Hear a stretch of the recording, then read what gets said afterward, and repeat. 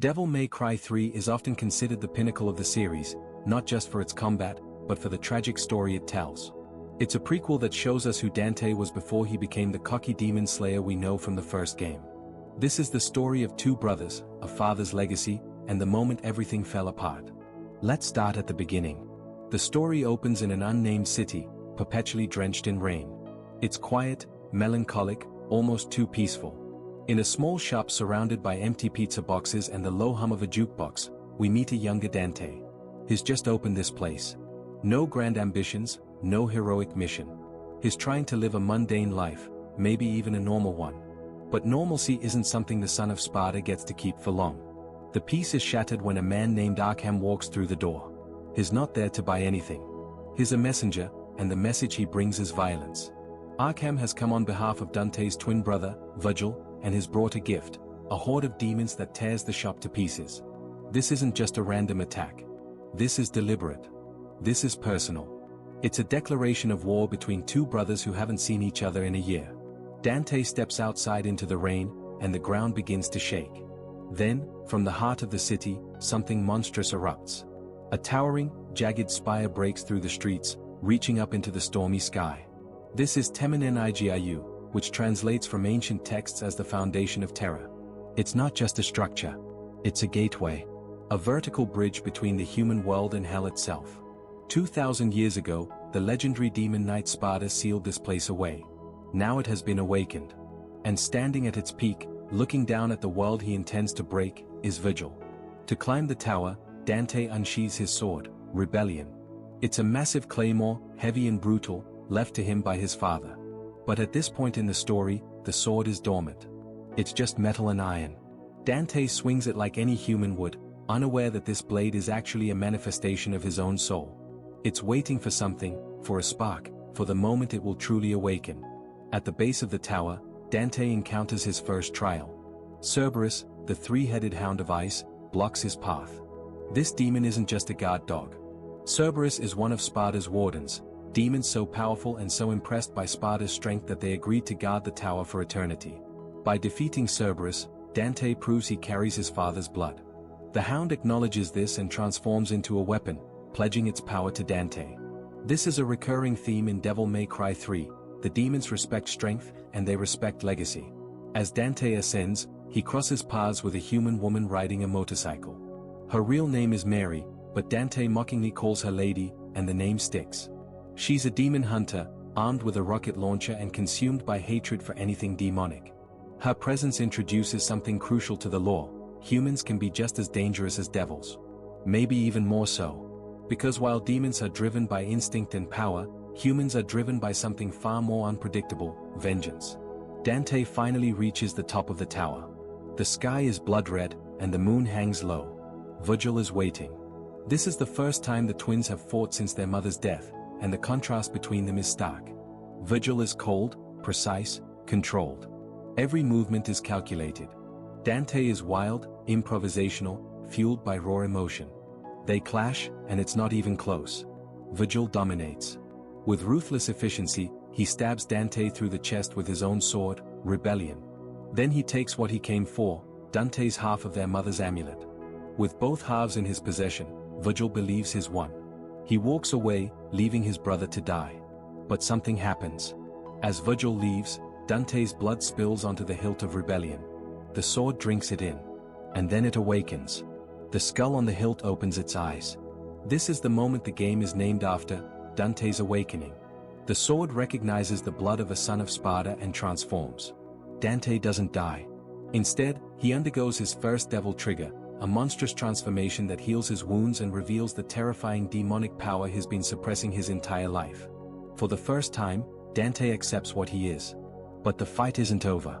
Dante is thrown from the tower, and as he falls, he's swallowed whole by the Leviathan, a colossal flying demon whale that circles the spire. Inside this creature, Dante realizes something disturbing. The tower isn't just stone and metal. It's alive. It's organic. The entire structure is part of a ritual, a living machine designed to open a portal to the demon world. To escape, Dante has to destroy the beast's heart from the inside. Now let's talk about Arkham, because his role in all of this is pivotal. Arkham wasn't always the scarred, twisted figure we see in the game. He was once a human, a scholar obsessed with demonology. But his obsession turned to madness. In a grotesque ritual, he murdered his own wife, Kalina-Ann, in an attempt to transform himself into a demon. The ritual failed. He became something in between, half transformed, his face marked by the corruption of his incomplete metamorphosis. And now his guiding vigil, feeding him information, whispering promises of power. Arkham knows the secret to opening the portal. It requires a ritual of blood. The blood of 2 sons of Sparda. And the blood of a mortal priestess. That priestess, as it turns out, is Lady. She is Arkham's daughter. He didn't just kill his wife. He's planning to sacrifice his own child to complete his ascension. Lady doesn't know this yet, but her entire quest for vengeance is leading her directly into her father's trap. This is where the tragedy of Devil May Cry 3 truly takes shape. Vergil isn't just chasing power for its own sake. He's chasing their father's legacy. He wants to prove he's worthy of Sparda's name, that he's strong enough to stand where his father stood. But in doing so, he's being manipulated. Arkham is using Vergil's obsession, just as he's using Dante's recklessness and Lady's rage. Every character in this story is being driven by grief, by loss, by the need to prove something or avenge someone. And that's what makes the lore of Devil May Cry 3 so powerful. It's not just about fighting demons. It's about fighting the ghosts of the past. As the tower rises higher, the ritual accelerates. Dante fights his way through Sparda's remaining wardens, each one a test of his growing power. He's not just getting stronger. He's becoming something else. The line between human and demon, the line his father walked so carefully, is starting to blur. And at the top of it all, Vergil waits, ready to finish what they started. This is Devil May Cry 3. A story of brothers divided by tragedy, bound by blood, and destined to collide at the edge of hell itself. Once Dante escapes the Leviathan and re-enters the tower, the atmosphere shifts. He's no longer just climbing. He's being hunted. The tower has recognized him as a threat, and it's sending its immune system after him, the Hells. These aren't your average foot soldiers. The Hells are soul-reaping demons, and each one embodies one of the 7 deadly sins. Pride, lust, sloth, gluttony, greed, envy, and wrath. They swarm through the tower's corridors like antibodies, trying to purge Dante from the structure's mechanical veins. The deeper he goes, the more the tower itself seems alive, breathing, responding to his presence. As Dante pushes forward, he enters a chamber dominated by fire and wind. There, he encounters Agni and Rudra, 2 headless living swords. These aren't demons wielding weapons. They are the weapons. Their bodies were destroyed long ago, but their souls remain, bound to the blades themselves. This is a unique piece of Devil May Cry lore, demons who have transcended physical form and exist purely as sentient armaments. They serve as guardians of this chamber, and they're chatty, endlessly bickering with each other about who's stronger, who's more important. After Dante defeats them, he forces them to stay quiet and claims the blades as his own. It's a testament to his growing power. He's not just surviving the tower's trials anymore. He's conquering them, bending the ancient inhabitants to his will.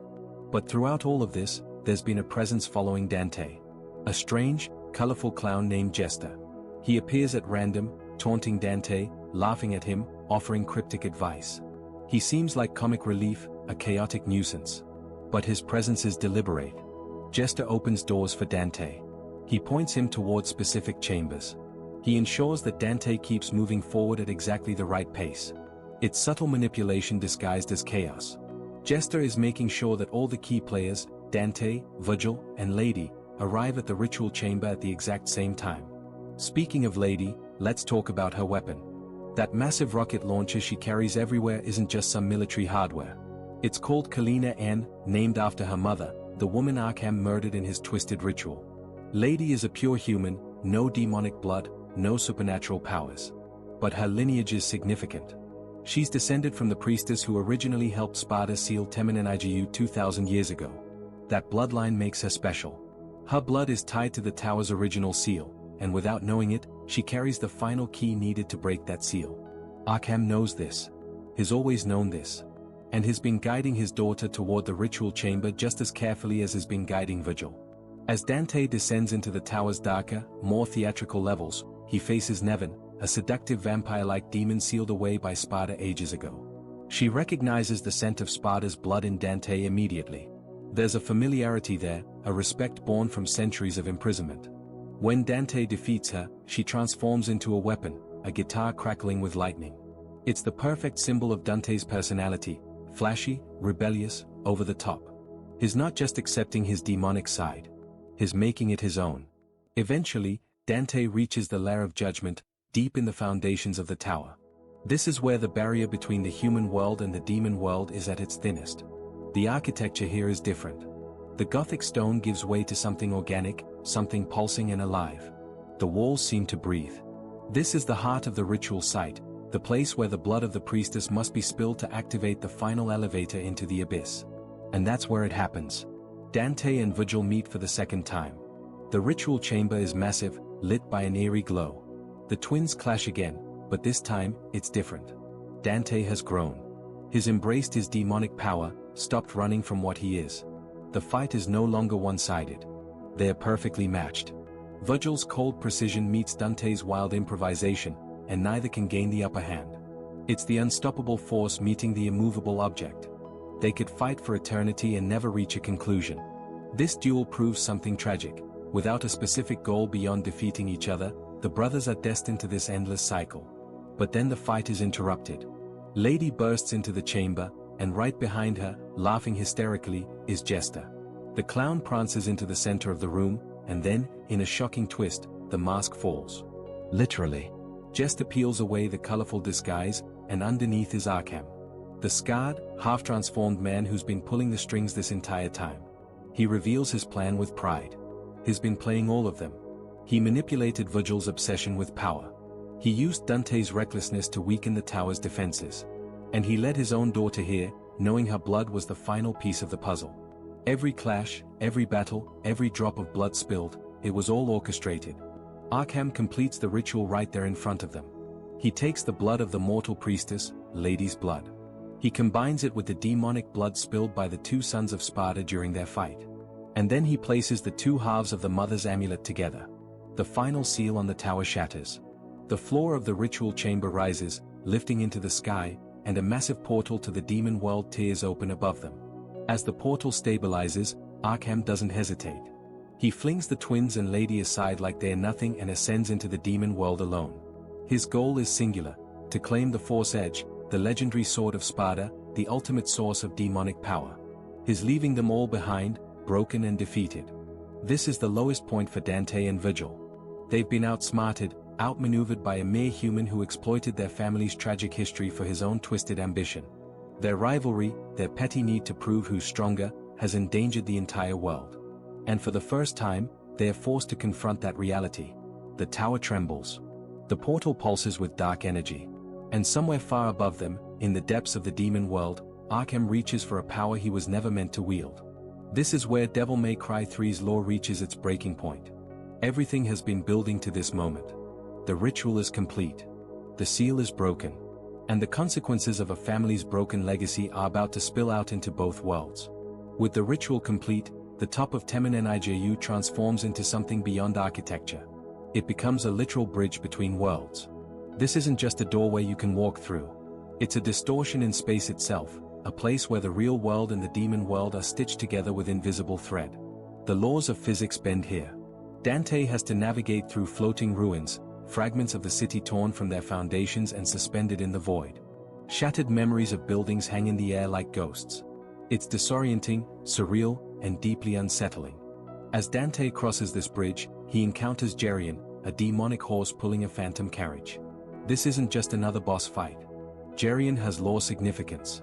This creature was once a legendary steed that inhaled the essence of Quicksilver, the very fabric of time itself. It exists in a state of distorted temporality, moving through moments that others can't perceive. When Dante defeats Geryon, he absorbs this essence, gaining the ability to momentarily slow down time around him. It's not just a new power. It's a symbol of his growing mastery over the demon realm, proof that he's learning to bend the rules of this world to his will. Meanwhile, deep inside the demon world, Arkham has reached his prize. The Force Edge. The legendary sword that contains the sealed power of Sparda himself. He grasps it, expecting to ascend, to become a god. But something goes horribly wrong. Arkham is a corrupted human. He doesn't have the soul of a protector, the nobility that made Sparda worthy of this power. The energy he's trying to absorb is unstable, incompatible with his twisted nature. Instead of becoming divine, he begins to mutate. His body swells, becoming bloated and faceless. He transforms into an abomination, a grotesque mass of flesh that barely resembles anything human or demonic. It's a physical manifestation of a fundamental truth: power without purpose, without the soul to guide it, is nothing but a curse. When Dante finally passes through the portal and enters the demon world, what he finds isn't what you'd expect. There are no lakes of fire, no rivers of blood. The demon world is a silent, golden-hued wasteland. Ancient statues stand frozen in time. Ruins of a lost civilization stretch across the horizon. It's a place of absolute isolation, beautiful in a desolate way, but utterly empty. This environment serves as a perfect mirror to Vergil's philosophy. He seeks power so he can stand alone, so he never has to rely on anyone again. But the realm of ultimate power is a void of loneliness. It's a cautionary image of what pure strength without connection actually looks like. Before Dante can reach Arkham, he's confronted one last time by Lady. She's wounded, exhausted, barely able to stand. But she's determined. She demands to be the one to kill her father. She sees it as her responsibility, her burden to bear, atonement for the sins of her family. Dante refuses. Not because he doesn't respect her strength, but because he understands something she doesn't yet see. If she kills her only remaining family member with her own hands, she'll lose the very humanity she's been fighting to protect. She'll become just like Arkham, consumed by vengeance and bloodshed. Dante takes on her burden to save her soul. After a brief clash of wills, something shifts in Lady. She sees that Dante isn't just fighting for himself anymore. He's not just caught up in a sibling rivalry. He's trying to protect something. She hands him her signature weapon, the Kalina N.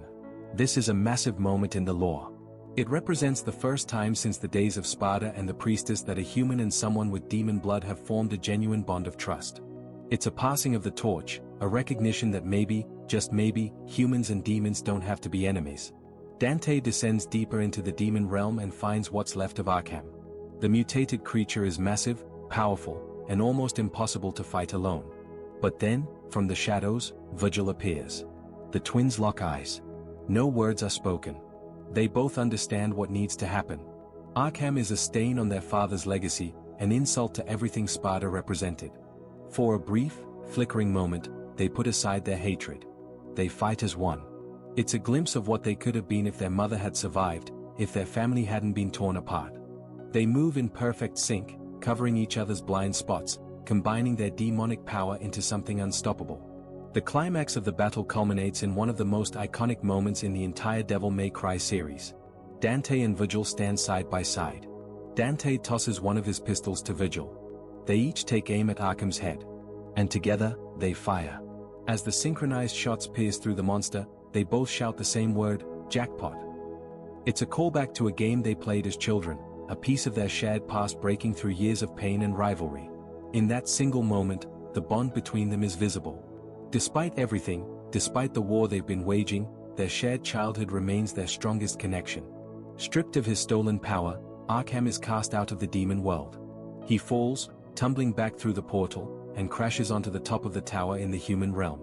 His broken, bleeding, barely conscious. And there, waiting for him, is Lady. He reaches out to her, trying to appeal to her as a father, using the name he gave her, Mary. But she rejects it. She rejects the name, the bloodline, everything he represents. And with her own hands, she ends his life. The human villain is defeated not by demonic power, but by the very humanity he despised and tried to sacrifice. As Arkham dies, the Force Edge and the two halves of the amulet slip from his grasp and fall back into the depths of the demon world. The brothers don't hesitate. They both dive after them. The alliance is over. The momentary peace was just a means to an end. They land at the edge of a massive waterfall in the demon realm, the items between them. And now, finally, they're ready to settle it. To decide once and for all who is truly worthy of their father's name, who deserves to carry the legacy of Sparda. This is where Devil May Cry 3's story shifts from action into something quieter, something more tragic. The heat of battle fades, and what's left is the echoing sadness of a family that was destroyed years ago, two brothers standing on opposite sides of a chasm that may be too wide to ever cross. The final duel takes place at the edge of a massive, glowing waterfall deep within the demon world.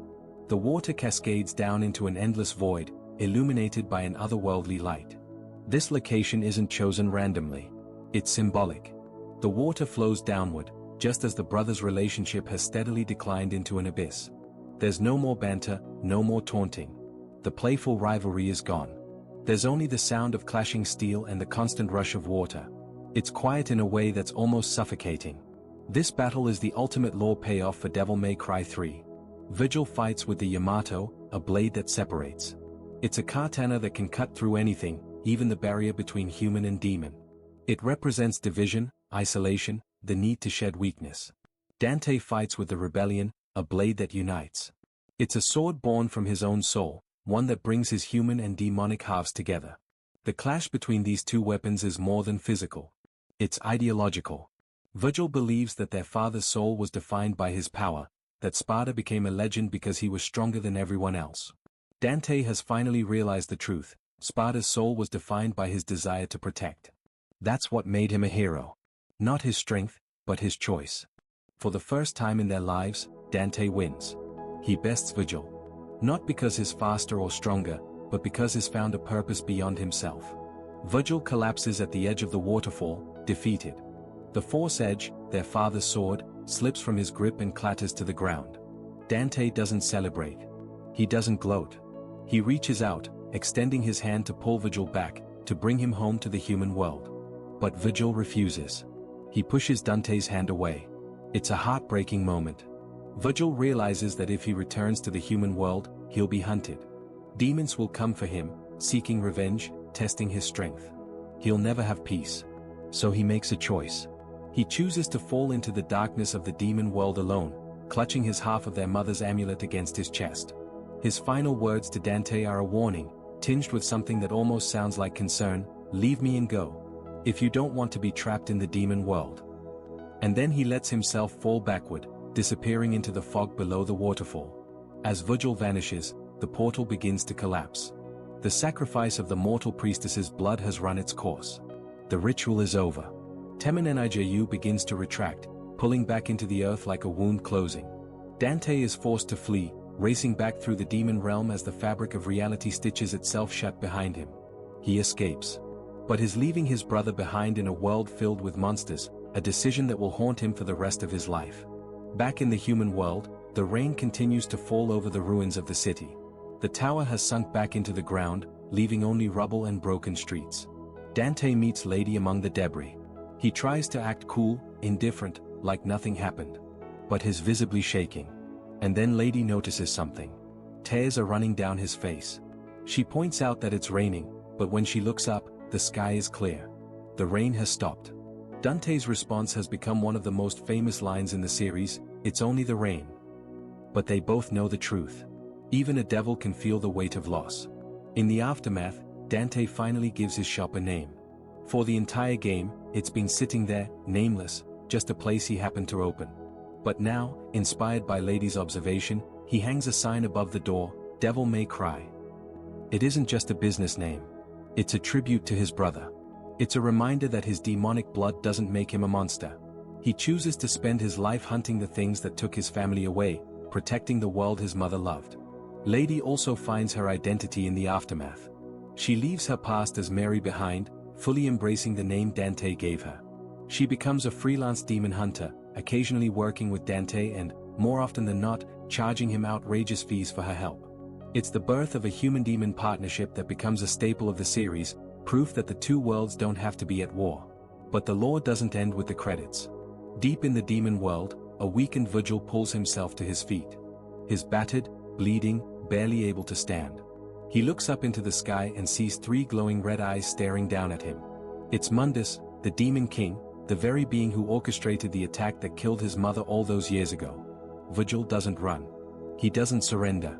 Instead, he draws his broken sword and charges forward into the darkness. This single act of defiance sets up his eventual fate, his transformation into Nilo Angelo in the first Devil May Cry. He will become a slave, a puppet, everything he feared. But in this moment, he's still himself. The game concludes with a quiet realization. The entire conflict, all the bloodshed and tragedy, was driven by the love of a mother. The two halves of Eva's amulet, though now separated by entire worlds, remained the only link between the brothers. Sparda gave them their power, their demonic blood, their legendary heritage. But it was Eva who gave them their humanity. One brother embraced it. The other feared it. And that single difference tore them apart. Devil May Cry 3 is a tragedy disguised as an action game. It's a story about family, about legacy, about the choices we make and the things we can't take back. It's about two brothers who loved each other once, before everything fell apart. And it's about the moment Dante stopped running from what he was and started fighting for what he believed in. The tower has fallen. The portal is closed. But the scars remain. Now let's drift into the quieter side of Devil May Cry 3. The weapons. The relics. The souls that Dante encountered and bound to his will. These aren't just tools. Each one carries a history, a fragment of the world Sparda left behind. Let's start with the Rebellion, Dante's primary sword. It's more than just steel and iron. In Devil May Cry 3 lore, Rebellion is what's called a memento sword. While Vergil's Yamato is a katana of pure spirit, light and precise, Rebellion is heavy, physical, a brutal manifestation of Dante's will. For most of the game, it remains in a skeletal, dormant state. The blade doesn't reveal its true power until Dante is stabbed through the chest with it. The sword literally needs to bond with its master's blood to awaken. It's a weapon that requires sacrifice, pain, acceptance. Only then does it transform into the jagged, demonic claymore we see by the end of the story. Vergil's blade, the Yamato, carries an even more chilling legend. It's said to be able to cut through anything. Not just flesh, not just armor, but the fabric of space itself. This is why Vergil can teleport, why he can create those devastating judgment cuts that slice through reality. In the deeper lore, the Yamato was the weapon Sparda used to separate the human world from the demon world 2,000 years ago. It's not just a sword. It's the literal key to reality, a blade that can unmake the boundaries between dimensions. Dante's twin pistols, Ebony and Ivory, also have a story. They weren't pulled off a shelf somewhere. They were custom-built by a master gunsmith named Nell Goldstein. She's the mother of Nico, the mechanic from Devil May Cry 5, carrying on a family tradition of arming demon hunters. Nell designed these pistols specifically to withstand the rapid-fire stress of Dante's demonic strength. Ebony is tuned for long-range accuracy, steady and controlled. Ivory is built for rapid, close-range firing, aggressive and relentless. Together, they represent balance, the duality of Dante's fighting style. Cerberus, the three-headed dog Dante defeats at the tower's entrance, isn't just a monster. He's a prisoner. Cerberus was bound by Sparda to guard the entrance, a sentinel locked in place for 2 millennia. When he transforms into a triple nunchaku for Dante, he retains something called the Ice of Cocytus. This is a mystical frost from the deepest circle of hell, a cold so absolute that it never melts, no matter the temperature in the human world. Dante swings these frozen chains, and the ice cuts through demons like they're nothing. Agni and Rudra, the twin scimitars of fire and wind, have a more comedic backstory. They're ancient demons who chose to reside within blades, waiting for a worthy wielder to come along. The problem is, they haven't had anyone to talk to for centuries. When Dante finds them, they're overjoyed, chattering endlessly about fire and wind and who's more powerful. Dante's first command after claiming them is simple: no talking. It's the only way he can tolerate their immense power without losing his mind. Nevin, the lightning-controlling vampire, is known in demon lore as the Queen of the Abyss. She was a high-ranking demon who fell in love with Sparda's strength during his rebellion. When she transforms into a guitar for Dante, it's symbolic, almost a twisted kind of union. The music Dante plays with her isn't just for show. It actually summons jam bats, demonic creatures that convert sound waves into electrical currents. It's flashy, over-the-top, and completely in character for Dante's evolving style. Beowulf is an ancient light beast who fought Sparda 2,000 years ago and lost an eye in the battle. When he encounters Dante in the tower, he mistakes him for Sparda because of his scent. Beowulf is furious, blind with rage, determined to avenge his lost eye. His gauntlets and greaves represent light power, which is incredibly rare in the demon world. It's a reminder that even holy or light energy can be twisted toward malice. Power is neutral. It's the wielder's intent that makes it righteous or destructive. The Quicksilver style that Dante gains from defeating Geryon is fascinating from a lore perspective. It's not just fast movement. Dante is actually manipulating the flow of time around his body, slowing everything else down while he moves at normal speed. This puts an immense strain on a demon's soul. According to the lore, only a son of Sparda can use this power without being frozen in time forever. It's another reminder of just how unique Dante and Vergil are, even among demons. Deep in the tower, Dante fights something unexpected, a shadow of himself. This doppelganger is a demon that mimics the soul of its opponent, creating a perfect reflection. By defeating it, Dante learns to externalize his own shadow, to call upon it in battle. This lore point is quietly significant. It suggests that Dante's greatest enemy has always been himself. His own doubts. His own refusal to accept his heritage. The shadow represents everything he's been running from. By the end of Devil May Cry 3, Dante's shop is filled with these demonic weapons. In the lore, these aren't just loot, trophies to hang on the wall. Each weapon is a soul that has acknowledged Dante as its superior. He keeps them as reminders of the tower, of the trials he faced, of the brother he lost. Though, in typical Dante fashion, he often has to pawn them to pay for pizza, showing the humdrum reality of a demon hunter's life. Even legends have bills to pay. These weapons, these souls, they are fragments of a world that Sparda tried to seal away. But they're also proof of Dante's journey. Each one represents a choice, a battle, a moment where he could have fallen but didn't. They're the arsenal of a man who walked through hell and came back changed. Not just stronger, but purposeful. Devil May Cry 3 is a story written in blood and steel, in the clash of ideologies and the breaking of family bonds. But it's also a story written in the quiet spaces between battles. In the rain that isn't really rain. In the name on a weathered shop sign. In the weapons that line the walls, each one whispering a memory of the tower that changed everything. The legend of the Sons of Sparda doesn't end here. But this is where it truly begins. Let's go deeper into the tower's inhabitants. The enemies Dante faces aren't just obstacles. They're manifestations of sin, punishment given form, souls trapped in cycles of their own making. The Hell Pride is the most common enemy you'll encounter climbing Temen-ni-gru. These demons carry massive, rusted scythes that are almost too heavy for them to lift. Every swing is labored, awkward. This is intentional. In the lore, these were souls blinded by their own arrogance in life. They thought they were above others, superior, untouchable. Now they're the grunt workers of the tower, forever dragging the weight of their own egos through endless corridors. The scythe isn't a weapon. It's a burden, a physical reminder of the pride that brought them here. The Hell Lust demons move differently. They're twitchy, unnatural, always in motion. They represent the restless nature of desire, the inability to ever truly be satisfied. They attack with long, piercing claws, always lunging forward but never quite reaching fulfillment. In the lore, they are attracted to the heat of a living soul. They can sense Dante's warmth, his vitality, and it drives them into a frenzy. They are relentless stalkers in the tower's colder corridors, drawn to what they can never have. Then there are the Hell Sloth demons, and their lore carries a cruel irony. These are souls that were too lazy to move in life, who wasted their potential in stagnation. So in death, they are forced to teleport, to blink from place to place, never allowed to truly rest.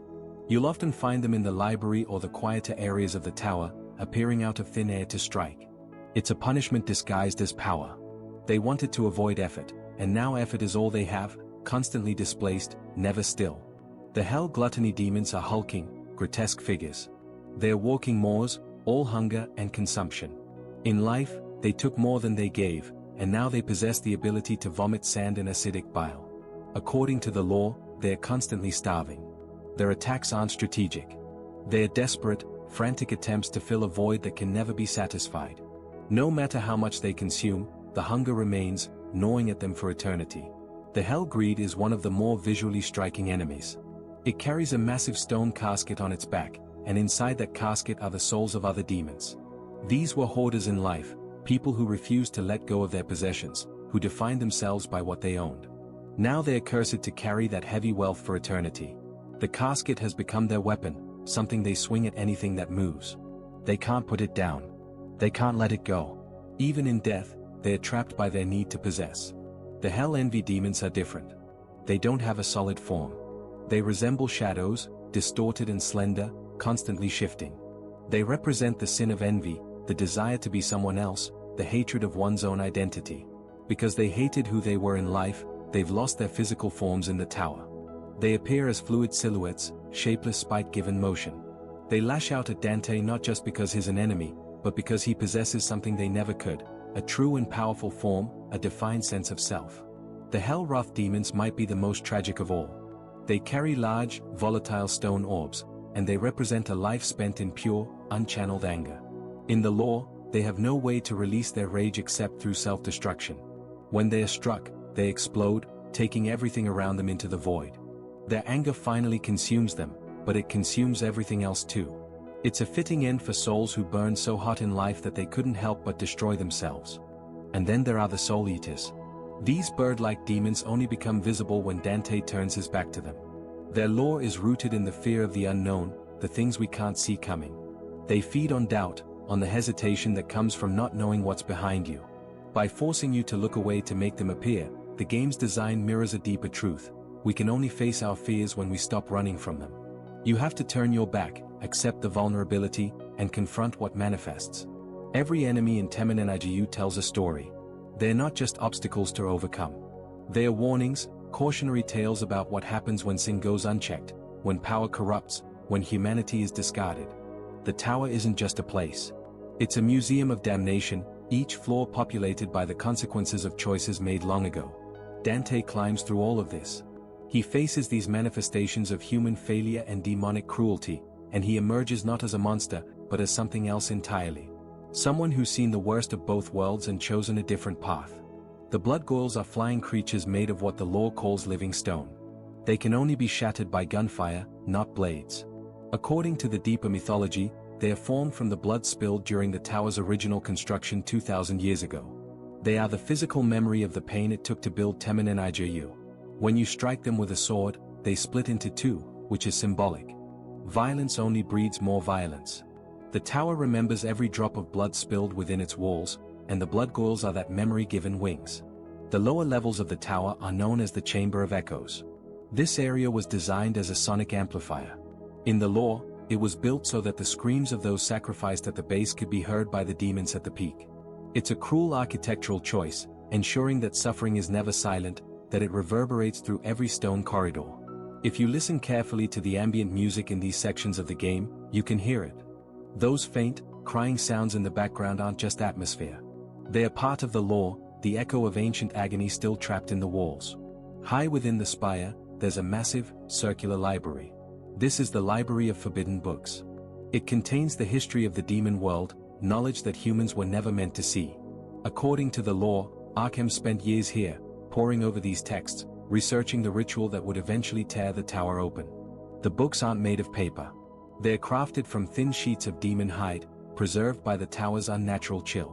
Reading them is an act of desecration, touching the skin of ancient devils to learn their secrets. Temen-ni-gru isn't just stone and metal. It's a living machine. Huge, interlocking brass gears turn within the walls, powered by something the lore calls the blood of the earth. These mechanisms shift the rooms around, constantly reconfiguring the layout. The tower is a literal labyrinth that changes itself to confuse intruders.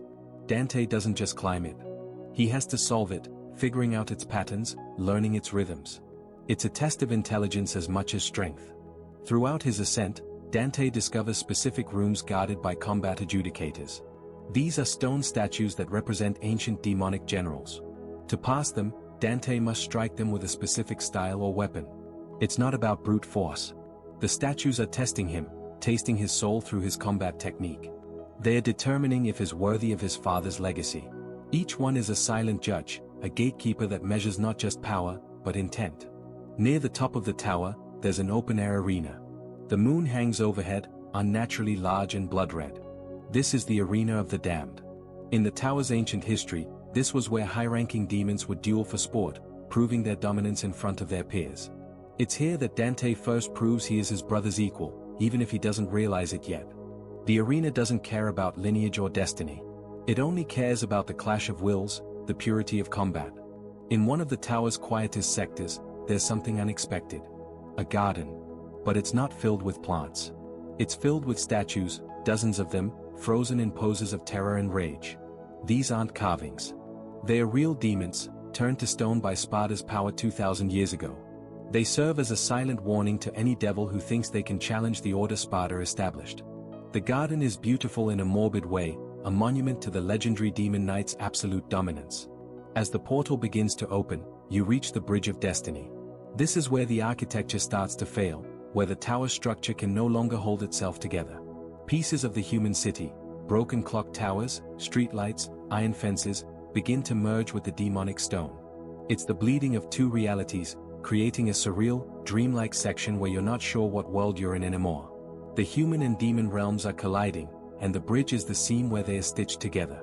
At the heart of the tower lies the altar of evil. This is where the three bloods must be spilled. The floor is inscribed with a map of the demon world, intricate and ancient. The altar acts as a lightning rod for demonic energy, drawing power from the moon itself to pierce the veil between dimensions. It's not just a ritual site. It's a weapon, a tool designed to tear reality apart. As Dante nears the final levels, something strange happens. The stairs seem to stretch infinitely. No matter how far he climbs, the top never seems to get closer. This is a mental ward placed on the tower, a psychological barrier. Only those with an iron will can reach the summit. For Dante, his will is his desire to stop his brother, to prevent the world from being destroyed. For Vergil, it's his hunger for power, his need to prove he's worthy of Sparda's name. The tower rewards their obsession by allowing them to pass. It feeds on their determination, using it as fuel to sustain itself. Every brick, every gear, every echo in Temen-ni-gru is intentional. The tower is a character in its own right, a malevolent intelligence testing anyone who dares to climb it. It's a prison, a temple, a weapon, and a warning all at once. Sparda sealed it away for a reason. It was never meant to rise again. But now that it has, now that the ritual is complete, the tower stands as a monument to the consequences of ambition unchecked. Dante walks these halls, and with every step, he's walking through history. Through his father's legacy. Through the mistakes of a family torn apart. Through the echoes of a world that should have stayed buried. At the very peak of the tower, there's an observation deck. From here, you can see the entire city spread out below. The world looks small, insignificant, like something you could hold in your hand and crush. This location is vital for understanding Vergil's character. It's where he looks down on humanity and decides they're not worth protecting. To him, the height represents his superiority, his elevation above the weakness of mortals. To Dante, it just represents how far his brother has to fall. The red orbs that you collect throughout the game aren't just currency or gameplay abstraction. In the lore, they're crystallized demon blood. When Dante absorbs them, he's not just buying skills from some invisible shop menu. He's physically incorporating the power of fallen foes into his own body. Each orb strengthens his demonic techniques, building his arsenal from the essence of his enemies. It's a vampiric process, in a way, consuming the strength of the defeated. If you look closely at Dante's pistols, there's an inscription. It reads Tony Redgrave. This was an alias Dante used for years to hide from the demons that killed his mother. Even in this prequel, even as he's embracing his heritage, Dante is still wrestling with his identity. Is he Tony, the human trying to live a normal life? Or is he Dante, the son of Sparda, destined for this violent path? The name etched into his weapons is a reminder that he's spent his whole life running from the answer. Blue orbs are different from red orbs. While red orbs are blood, blue orbs are fragments of vitality, of spirit. They are often hidden in secret areas of the tower, tucked away in places you have to search for. The lore suggests that these are the scattered remnants of the mortal priestesses who once served in Temen-ni-gru. The tower has preserved pieces of their souls, and when Dante finds them, they provide him with human strength, the resilience needed to survive in a place designed to break intruders. If you pay close attention to Jester's dialogue before the big reveal, he's actually telling you the plan. He speaks in riddles that perfectly describe what Arkham is doing, but he does it in such a manic, chaotic way that you don't realize what you're hearing. The name Jester itself is significant. It's a direct reference to the Fool in Tarot, a character who begins a journey that will eventually lead to massive change in the world's order. The Fool isn't stupid. The Fool is the catalyst, the wild card that sets everything in motion. The amulets the brothers wear are two halves of what the lore calls the perfect amulet. If you look at the designs closely, they're mirrored. One half represents light, protection, the nurturing aspect their mother embodied. The other represents darkness, power, the demonic legacy of their father. They can only be reunited by someone who possesses both human empathy and demonic strength. Neither brother has that balance. Vergil has the power but lacks the empathy. Dante is still learning to embrace his power while holding on to his humanity. The amulets, separated, are a physical representation of what's broken in their family. The style system in Devil May Cry 3 isn't just a gameplay mechanic. Dante's four main styles, Swordmaster, Gunslinger, Trickster, Royal Guard, represent his evolution as a fighter. He starts the game as a brawler, raw and undisciplined. But as he climbs the tower, he develops these techniques, mastering different aspects of combat. It's his growth from a boy into a legendary hunter, from someone who relies on instinct to someone who understands strategy, control, and adaptation. There's a secret visual detail that's easy to miss. In certain lighting conditions, Dante's shadow doesn't look like him. It looks like the insect-like, demonic form of his father, Sparda. This isn't a glitch. It's intentional. It suggests that Sparda's spirit is literally overshadowing the twins throughout their entire journey up the tower. Even in death, even sealed away, the legendary demon knight is present, watching, perhaps judging whether his sons are worthy of his legacy. The secret missions scattered throughout the game take place in strange, isolated pockets of reality. These aren't just bonus challenges. In the lore, they're trials of the mind created by the tower itself. Temen-ni-gru is testing Dante's ingenuity, his problem-solving, his ability to think beyond brute force. The tower wants to ensure that whoever reaches the top isn't just strong, but clever. A master of the environment, not just a destroyer. In the opening and ending cutscenes, there's a small detail that connects Devil May Cry 3 to the first game. There's a framed photo of Dante's mother, Eva. If you look closely at her design, she looks exactly like Trish from Devil May Cry 1. This is deliberate foreshadowing. It explains why, years later, the Demon King Mundus creates Trish in Eva's image. He's using Dante's trauma from this era against him, weaponizing the memory of his mother. It's a psychological attack rooted in the pain that Devil May Cry 3 is all about. Every detail in this game, from the architecture to the shadows to the inscriptions on weapons, is layered with meaning. Devil May Cry 3 doesn't just tell you a story. It embeds that story into every texture, every design choice, every hidden corner.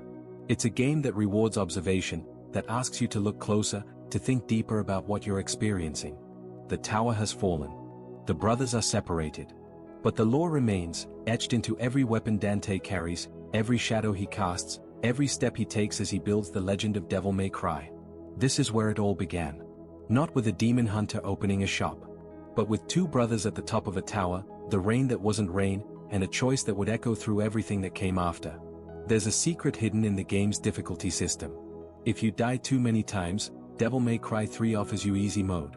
On the surface, it's just a mercy mechanic, a way to help struggling players progress. But in the meta-lore of the game, this choice carries weight. It's often interpreted as Dante giving in to his demonic side to survive, sacrificing the challenge, the human struggle, for power, the demonic ease. It's a small detail, but it mirrors the central conflict of the story. Do you embrace the difficulty and grow, or do you take the shortcut and lose something in the process? At the start of Devil May Cry 3, Dante acts like he doesn't care about anything. Not his father, not the world, certainly not his brother. He's flippant, sarcastic, treating everything like a joke. But this carefree attitude is a mask, a defense mechanism. By pretending nothing matters, he protects himself from the crushing grief of losing his mother. If you don't care, you can't be hurt. His entire journey up the tower is about learning that caring is actually his greatest strength, not a weakness to be hidden.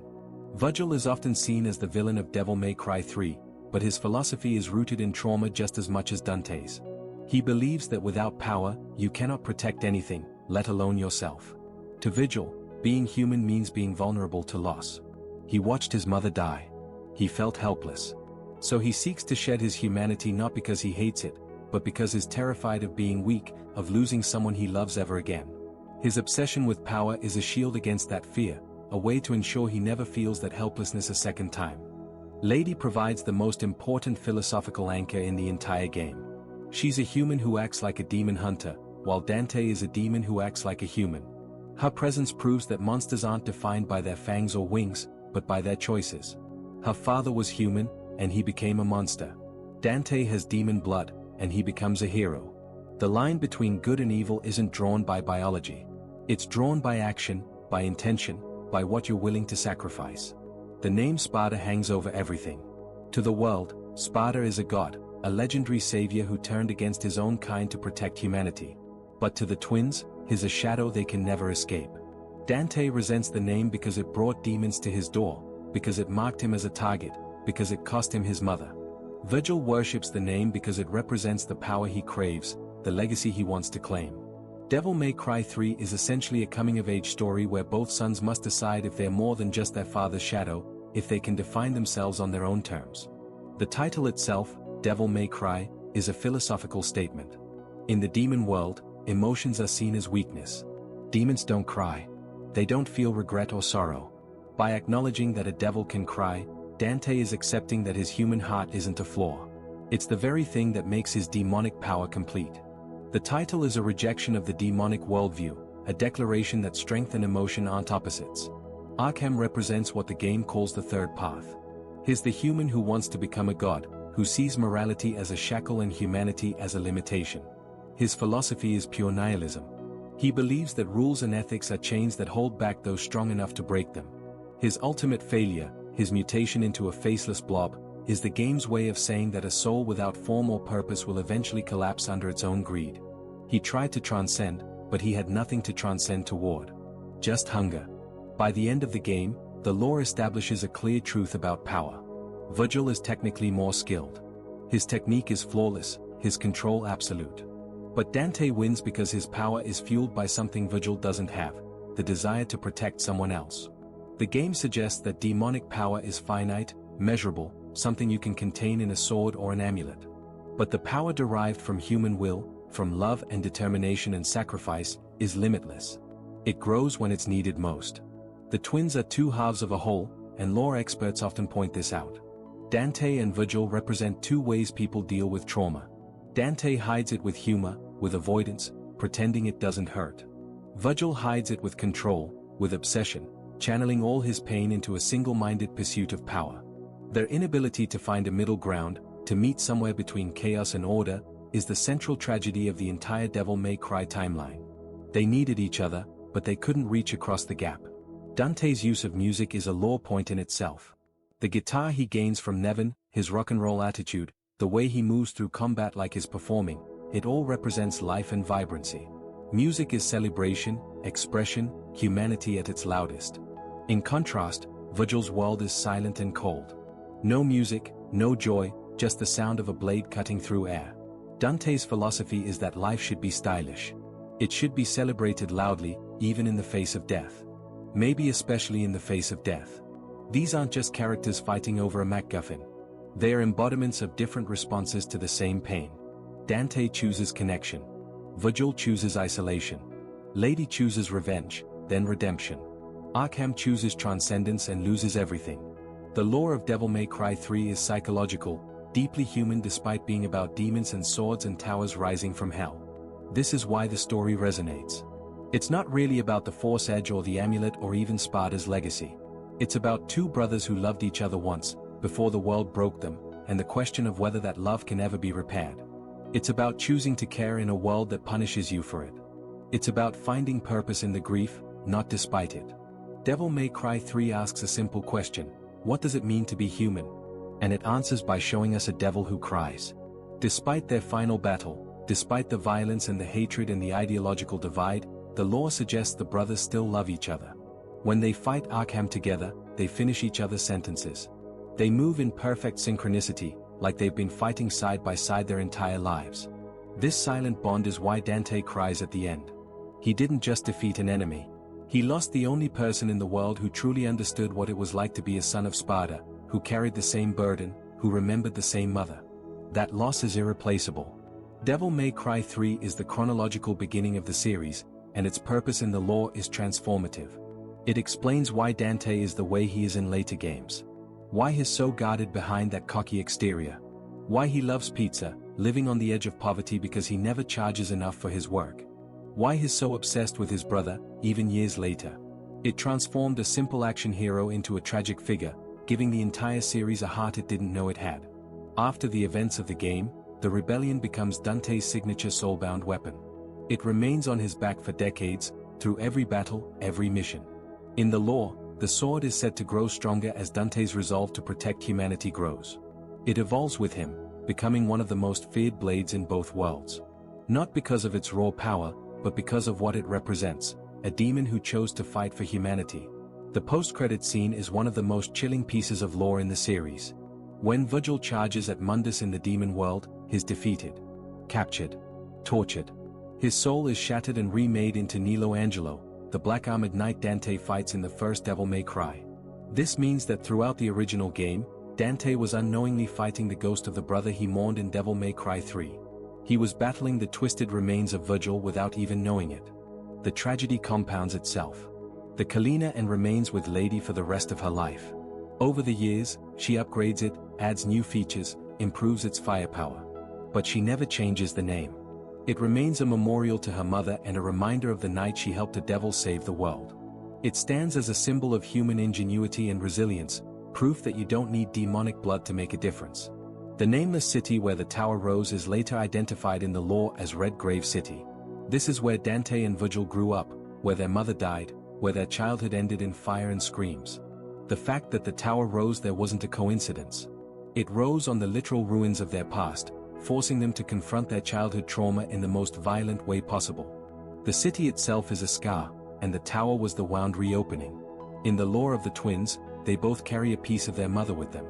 Dante carries her picture and her spirit of protection, her belief that life is worth fighting for. Vergil carries her amulet and his memory of her failing to save him, his belief that strength is the only thing that matters. This internal conflict is what drives the series forward for the next 20 years of storytelling. Devil May Cry 3 establishes that the blood of Sparda is both a gift and a curse. It grants godlike power, but it ensures that the family will always be hunted by those who fear or crave that power. Dante accepts the curse so that others don't have to. He becomes the shield. Vergil tries to use the curse to become the hunter instead of the hunted, to flip the dynamic so he's never vulnerable again. Two responses to the same burden. The word jackpot becomes the ultimate catchphrase in the series lore. It's a bittersweet memory of the last time the brothers were truly on the same side. Whenever Dante says it in future games, he's subconsciously reaching back to that moment on top of the tower when he and Vergil were just two brothers fighting a monster together. It's nostalgia wrapped in pain, a reminder of what was lost. After Dante escapes, Temen-ni-gru sinks back into the earth. It remains a tomb for Arkham and a sealed gateway, buried beneath the streets of Red Grave City. In the lore, the tower is a reminder that some gates are meant to stay closed, and some secrets are meant to stay buried in the rain-slick streets of the past. The foundation of terror sleeps again, waiting. Always waiting. As the story ends, Dante returns to his shop. He's tired. He's broke. He's alone. But he has a name for his life's work now. Devil May Cry. He sits in the dim light surrounded by pizza boxes and demonic weapons, and he closes his eyes. He waits for the next job, for the next call, for the next person who needs protection from the things that lurk in the dark. As you, the listener, close your eyes, remember this. Even in a world of demons, there is always a protector standing in the rain, making sure the world stays safe while you sleep. The tower has fallen. The brothers are separated. But the legend continues. And somewhere, in a dusty shop with a flickering neon sign, a devil sits waiting, ready to cry, ready to fight, ready to protect a world that will never fully understand what he sacrificed to keep it safe. Sleep well. The hunter is awake.